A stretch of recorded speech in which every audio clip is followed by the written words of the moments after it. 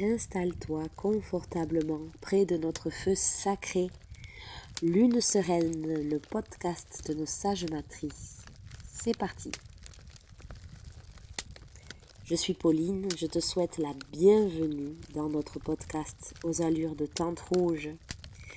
Confiance en soi, intuition, changement de vie et féminin sacré sont au menu de notre podcast. Sur fond de mes expériences de vie dans la vallée de Calamuchita au fin fond de l'Argentine.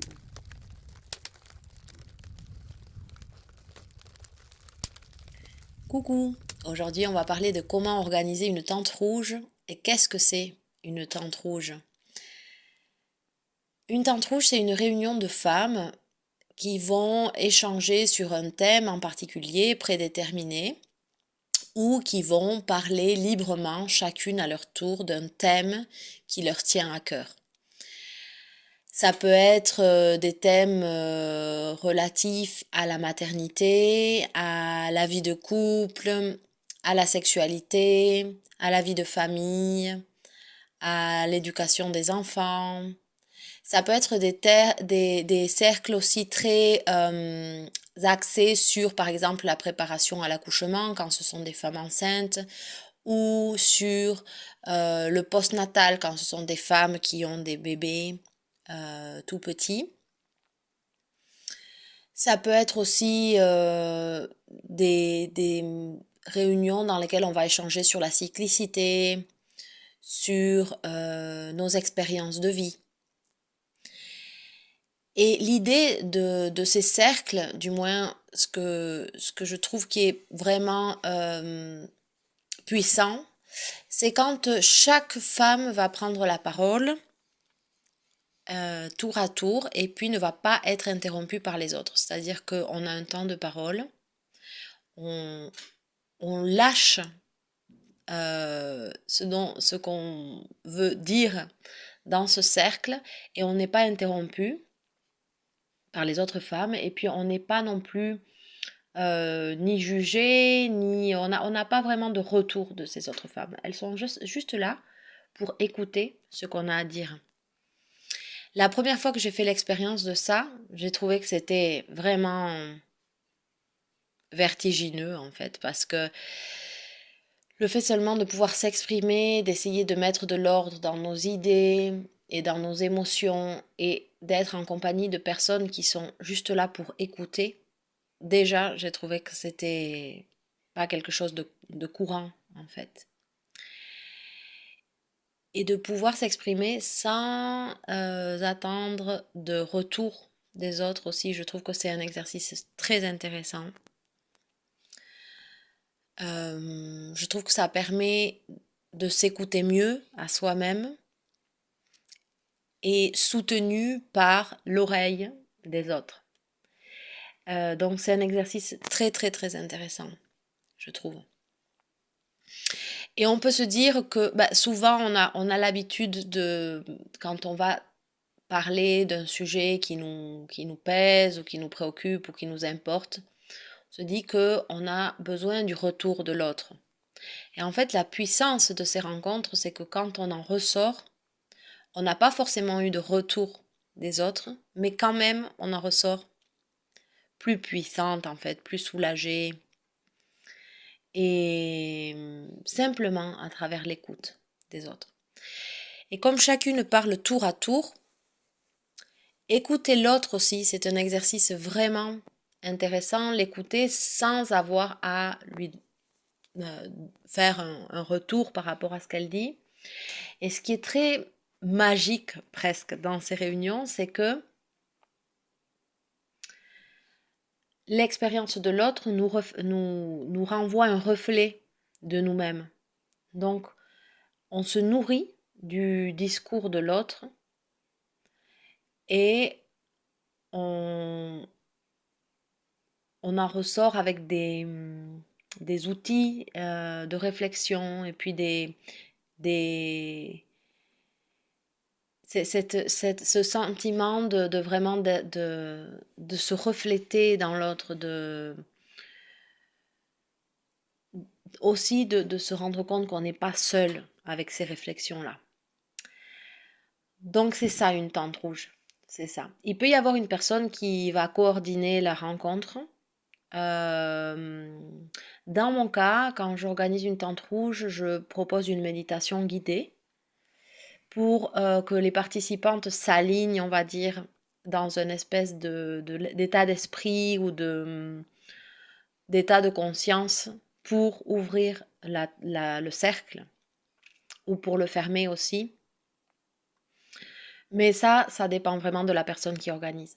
Quand j'organise des cercles ici, dans ma vallée, pour les femmes en postnatal, je les organise pour leur donner un petit coup de pouce à la sortie de leur accouchement, pour qu'elles se retrouvent entre elles et pour qu'elles échangent sur leurs expériences, pour leur apporter un petit peu à partir de mon expérience comme doula. Mais ce qui m'importe le plus, c'est que elles trouvent dans ces cercles une tribu, un groupe de femmes et de familles pour continuer à être soutenues et accompagnées dans leur maternité. Donc mon idée, c'est de générer ces cercles pour qu'après, elles fassent connaissance les unes avec les autres et qu'elles puissent ailleurs reproduire ces cercles et continuer à les générer, à se retrouver entre elles et à échanger. Et dans les tentes rouges que j'organise virtuellement, tous les 15 jours, mon idée, c'est la même. C'est-à-dire que je vous accompagne sur plusieurs tentes rouges virtuellement, parce que je suis loin, on est loin les unes des autres. Mais pour que vous voyez un petit peu la dynamique de la tente rouge, pour que vous en récoltiez les bénéfices, on va dire, et que vous soyez au fait des bienfaits de ces réunions. Et mon rêve, en fait, ça serait que vous, après, où que vous soyez, vous organisiez vos propres tentes rouges. Et c'est pour ça qu'aujourd'hui, je voulais vous parler de comment les organiser.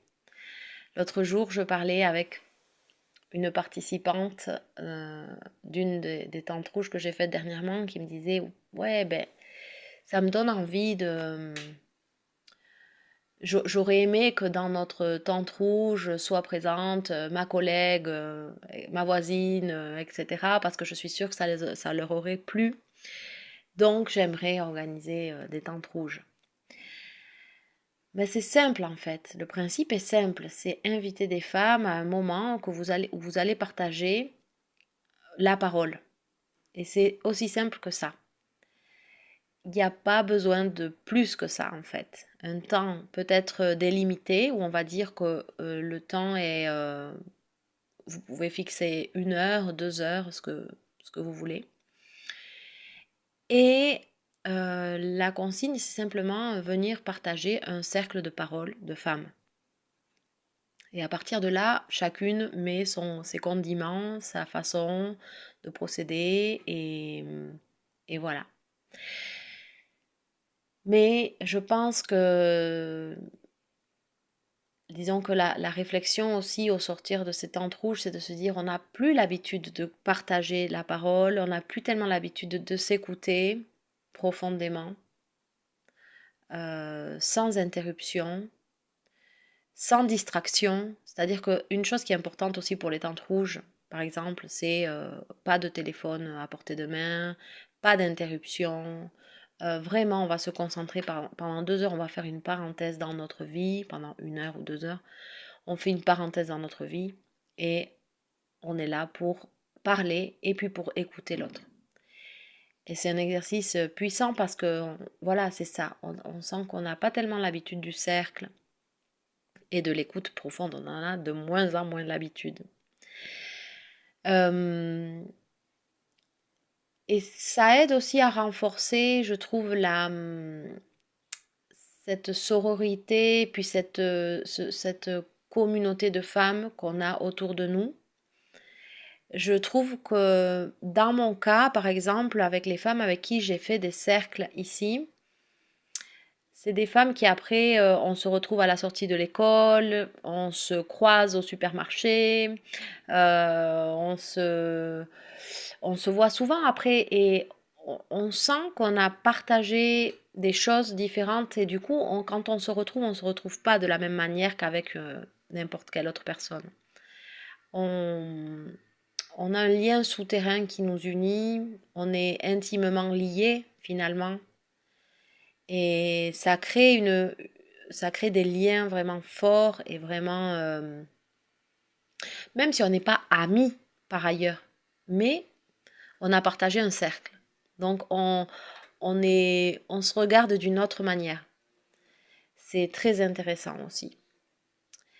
Euh, Au sortir des tentes rouges, tu vas vraiment te sentir soulagé presque immédiatement.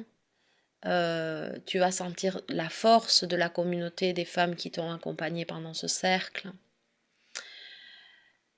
Tu vas sentir que tu n'es pas seul avec tes réflexions et tes préoccupations. Tu vas sentir, je pense, aussi beaucoup d'amour pour les autres participantes. C'est vraiment une expérience qui transforme et qui fait réfléchir sur notre manière de tisser des liens entre nous. Donc voilà, aujourd'hui, je voulais simplement te partager ça, te partager ces bienfaits de la tente rouge, t'inviter à participer à la prochaine que j'organise pour voir un petit peu comment ça se passe et pour t'expliquer, pour t'encourager à le faire autour de toi. Si tu as des enfants en bas âge, ça peut être des cercles partagés avec les enfants aussi. Ce qu'on appelle ici en Argentine les círculos de crianza. Donc c'est des cercles de partage entre maman et bébé, ou aussi maman, papa, bébé, ou famille, disons. Et c'est aussi très, très puissant, très intéressant. Voilà, donc j'espère te retrouver bientôt dans une de nos tentes rouges et puis t'avoir donné envie d'en organiser.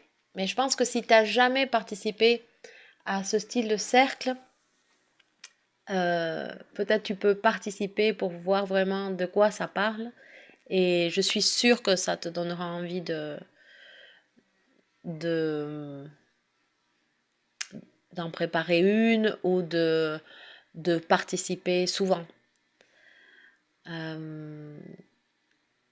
Moi, ce que j'aime beaucoup dire quand on termine un cercle, c'est OK, ben on se retrouvera dans le prochain cercle, comme si moi je l'utilise beaucoup dans ma vie comme un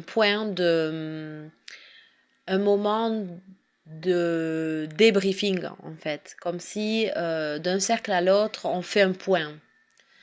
Et c'est un peu comme nos cycles en fait, c'est comme un peu nos cycles. Notre cycle féminin où